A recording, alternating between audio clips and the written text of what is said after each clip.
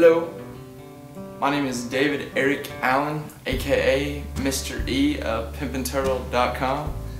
I just want to come to you today and explain something that I've been planning for a while, to go overseas for a volunteer documentary. I'll be going around the world, starting in Nepal, traveling down through Thailand, then overseas to Botswana, and then down to Chile, and then all the surrounding areas of all those places over time. Basically, I'm just tired of the United States. I'm tired of our corporatist culture. I'm tired of being bombarded by advertisements every second of every day.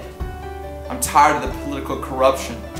I'm tired of our military-industrial complex that sends our youths to die for profits for our elite. I'm tired of the democracy which has failed the United States. We are born a republic and we are dying a fascist oligarchy. I'm tired of the sports industrial complex and the opiate facade it creates to block the important things that really matter in life.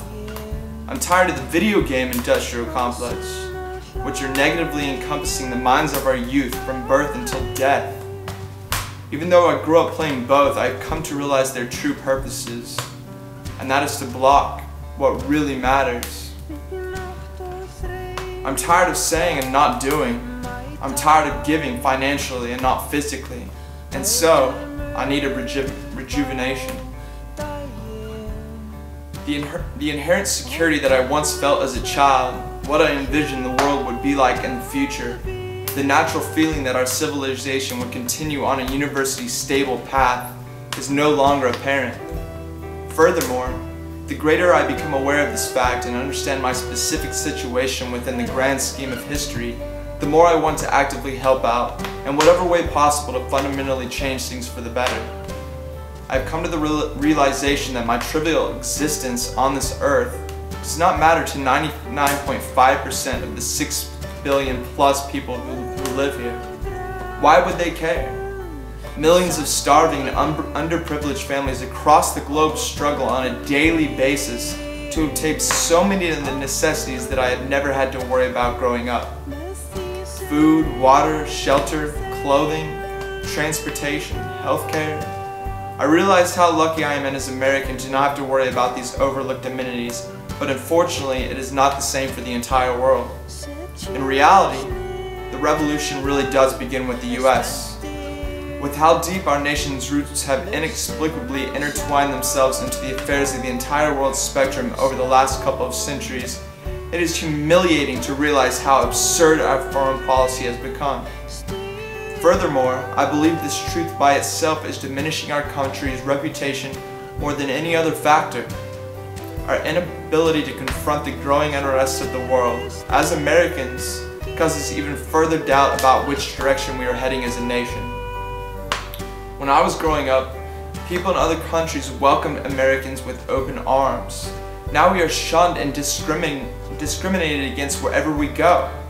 How has this paradigm shift occurred so quickly and so easily? How can we reverse this trend? Hopefully, one person at a time can convince people that we are not all the same. As an American, I personally sat back and witnessed these problems for too damn long. I hate knowing that at one time I could have traveled anywhere in the world, felt secure and safe just for being an American.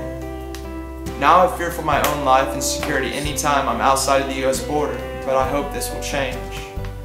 I used to travel all over, and this growing unwelcoming feeling has never existed so abundantly as it does now. The uncertainty of visiting all the places that I have dreamt about visiting for my entire life just makes me so angry. When is this growing hatred, and it is growing exponentially, for Americans unsettling enough for our nation to take a step back and say, wow, we messed up. What can we do to fix this? The entire world is looking at the US for guidance and support, yet our regime is single-handedly throwing out the window our valiant traditions, while flushing down the drain the last remnants of a great republic that our forefathers built from their own blood, sweat, and tears. If I'm overseas and I die, I die. Although I do not want to die, I am prepared to if need be. Hopefully, People overseas will see my true intentions of really wanting to help out, and my karma will prevail. I realize that the world cannot possibly change overnight, but hopefully during my lifetime we can get the revolutionary ball rolling. This is Mr. E out, episode 0 of my travel dialogues. I'm a pimpin' turtle.